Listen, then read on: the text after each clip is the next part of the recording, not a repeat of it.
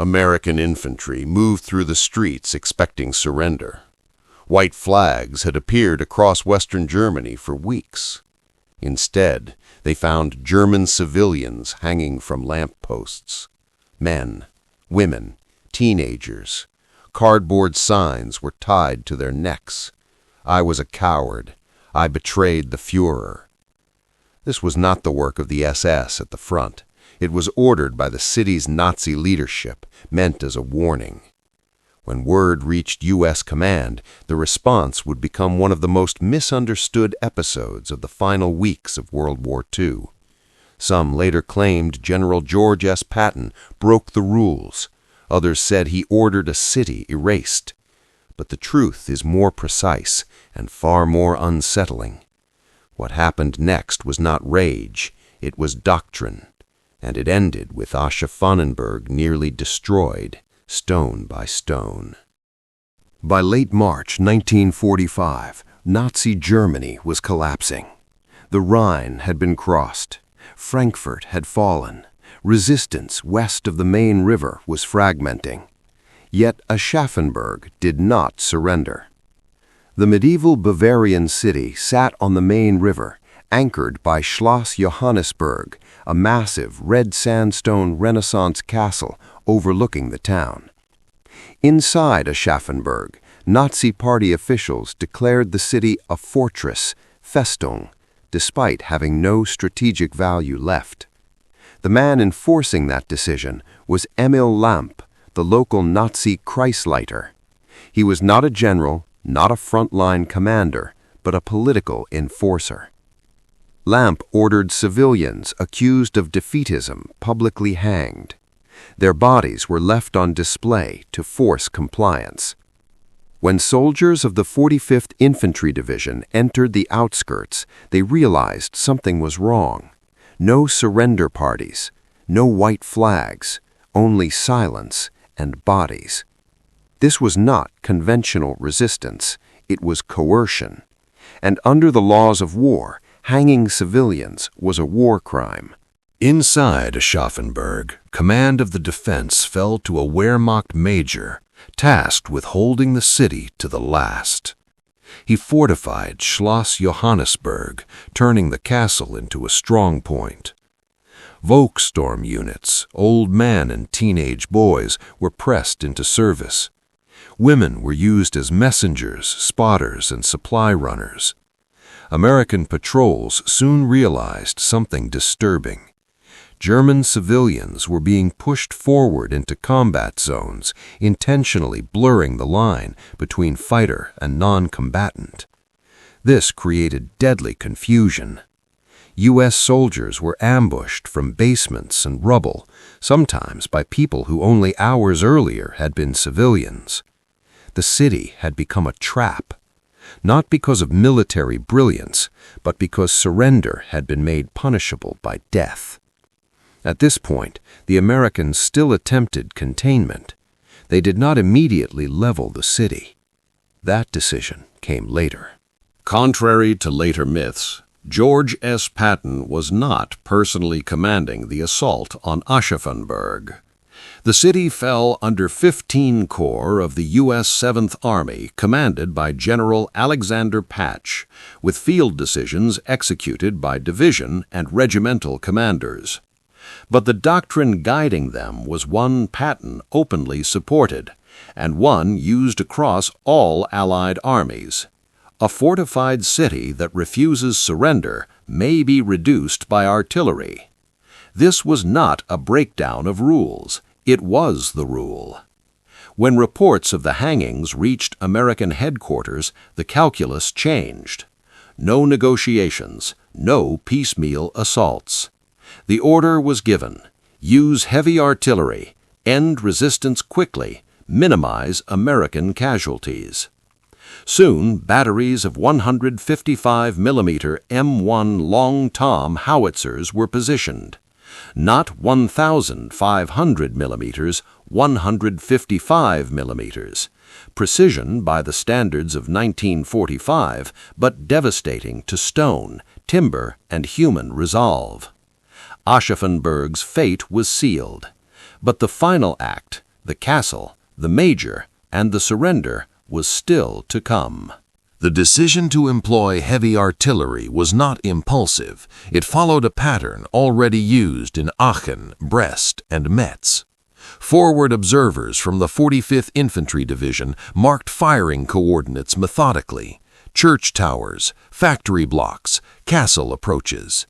The weapons brought up were 155mm M1 Long Tom howitzers, firing shells weighing nearly 45 kilograms.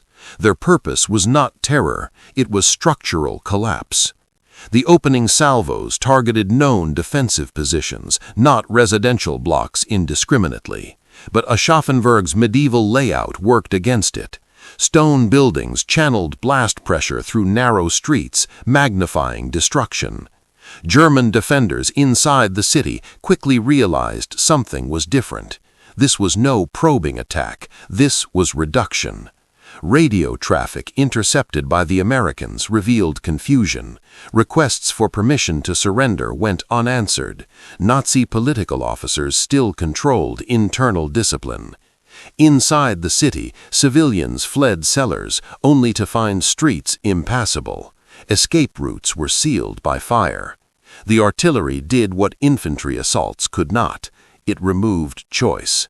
As the bombardment lifted in sectors, American infantry advanced block by block. What they encountered confirmed earlier fears. Civilians, some armed, many coerced, were still present in combat zones. White cloths appeared briefly, then vanished.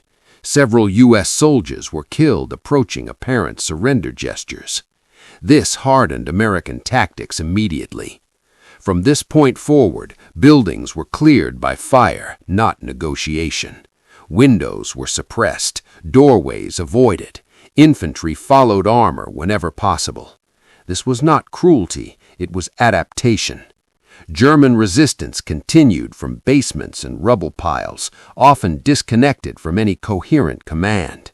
The major inside Schloss Johannesburg no longer controlled the city.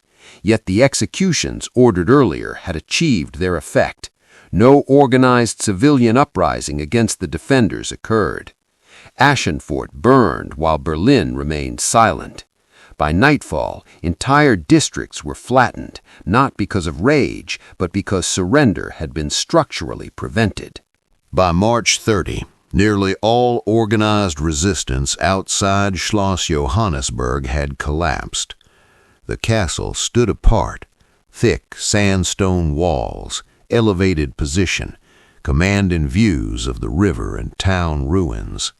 Inside were remnants of Wehrmacht troops, Volkssturm members, and Nazi officials. Supplies were low, communications were sporadic. American commanders considered storming the castle. They rejected it. Direct assault would have cost lives unnecessarily. Instead, artillery was adjusted. Fire missions became precise, walk-in shells toward entrances and known firing ports. Each hour increased pressure, not only physical, but psychological. The major commanding the defense now faced a reality he could no longer deny. No relief was coming. No orders were arriving, and the city he was meant to save no longer existed. The castle had become a symbol, but symbols do not stop artillery. On the morning of April 1, 1945, white cloth finally appeared at Schloss Johannesburg. The major emerged, not defiant, not triumphant, but exhausted. He surrendered to American officers without ceremony. Contrary to popular myth, he was not executed on the spot, nor handed over to civilians.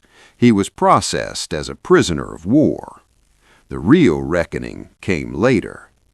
When U.S. forces fully secured Aschaffenburg, they documented the hangings. Names were recorded, photographs taken. Responsibility pointed not to battlefield officers, but to Nazi Party leadership.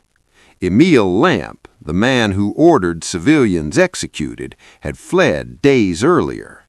Aschaffenburg was declared secure. Of a city of 30,000, more than 70% lay in ruins. It was not vengeance, it was consequence. And it left a question that still unsettles historians. When surrender is made impossible, what options remain? When American troops fully entered Aschaffenburg, the fighting was over, but the work was not. Entire neighborhoods were flattened. Streets once medieval and narrow were now open scars of brick and timber. The smell of smoke lingered for days. Engineers cleared unexploded shells. Medics treated civilians pulled from cellars. Military police established control. What struck many soldiers most was not the damage, but the absence of life. Civilians who had survived remained hidden, fearful of both sides. U.S. officers ordered systematic documentation. Photographs were taken of bodies, execution sites, and placards. This was no longer a battle report. It was evidence. The hangings were confirmed to be pre-combat, meant to enforce obedience, not to punish collaboration with the enemy. Under international law, this mattered.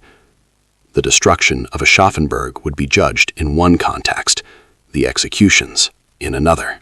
Interrogations began immediately. American intelligence officers separated Wehrmacht prisoners from Nazi Party officials. Their questions were precise. Who ordered the hangings? Who signed the notices? Who controlled the gallows? The answers were consistent. The Wehrmacht major who surrendered did not order them. They came from the Kreisleiter, the Nazi political boss of Aschaffenburg. Emil Lamp had used fear as a weapon. When artillery began, he disappeared. This distinction mattered. The Wehrmacht major had enforced a hopeless defense. Lamp had murdered civilians.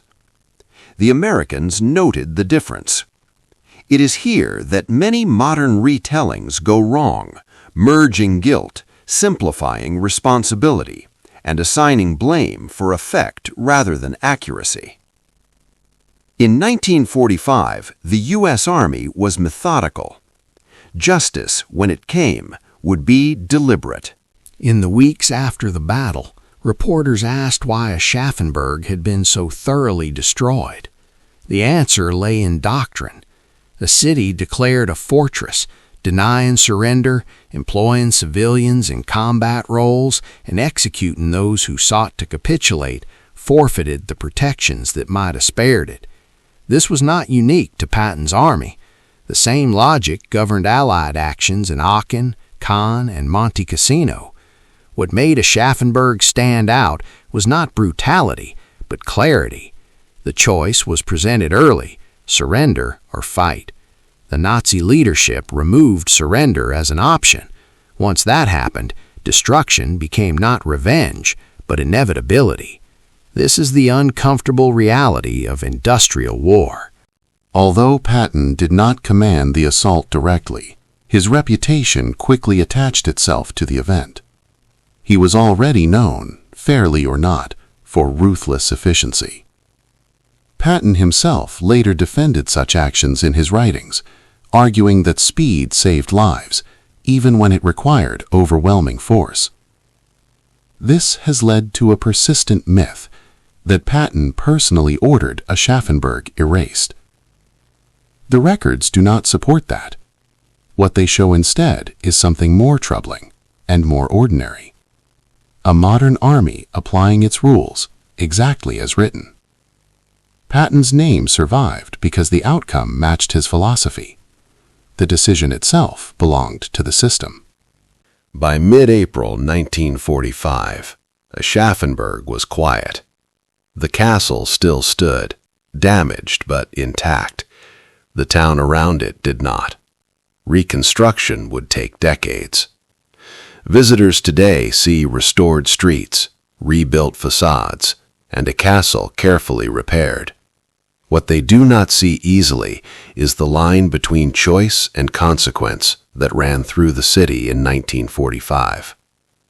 Aschaffenburg was not destroyed because Americans lost control. It was destroyed because control had already been taken from its own people. The lesson unsettles because it offers no heroics, only decisions and their cost.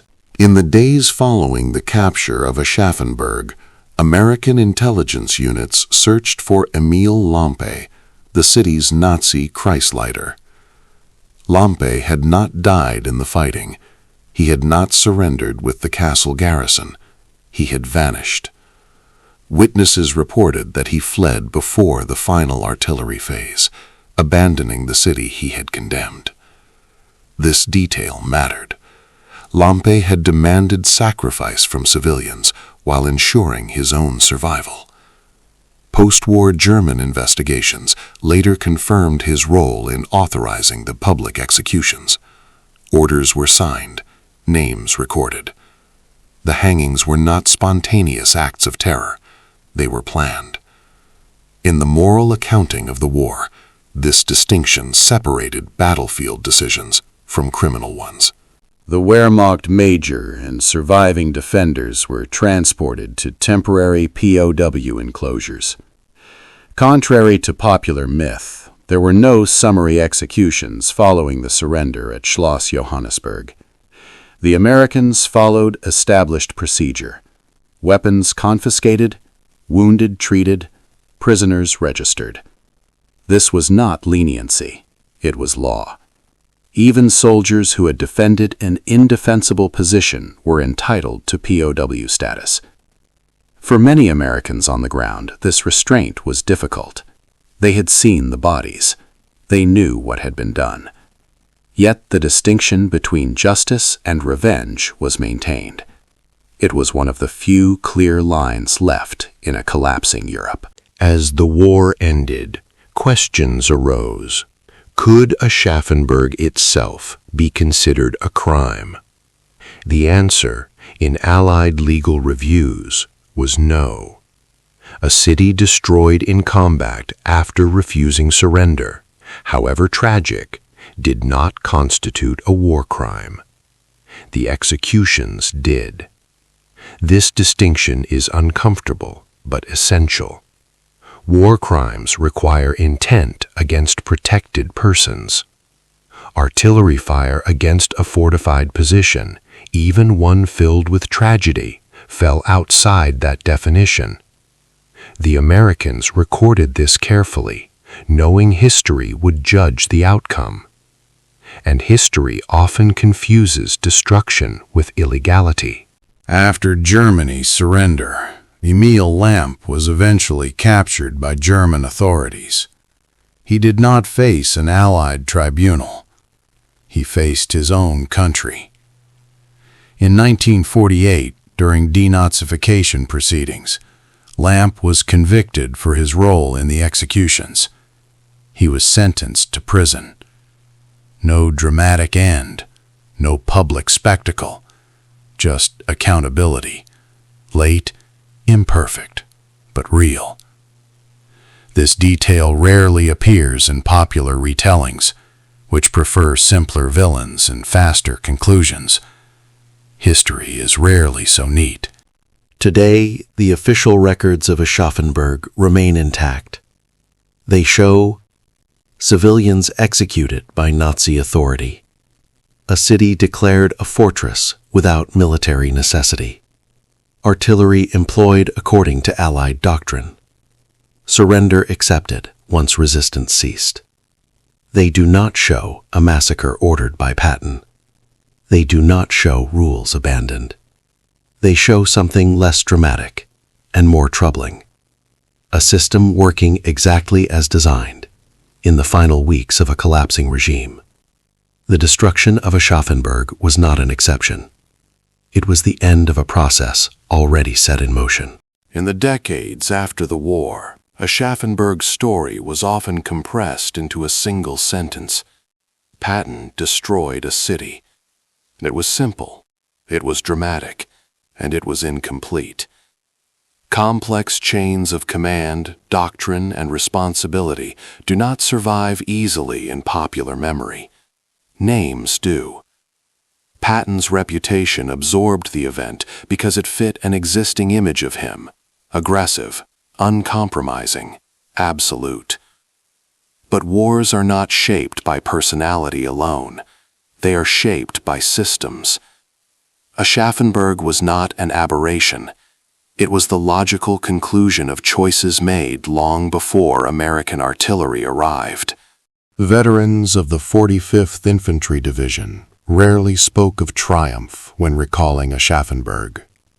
They spoke of silence, of empty streets, of civilians emerging slowly from ruins, unsure whether the war had truly ended.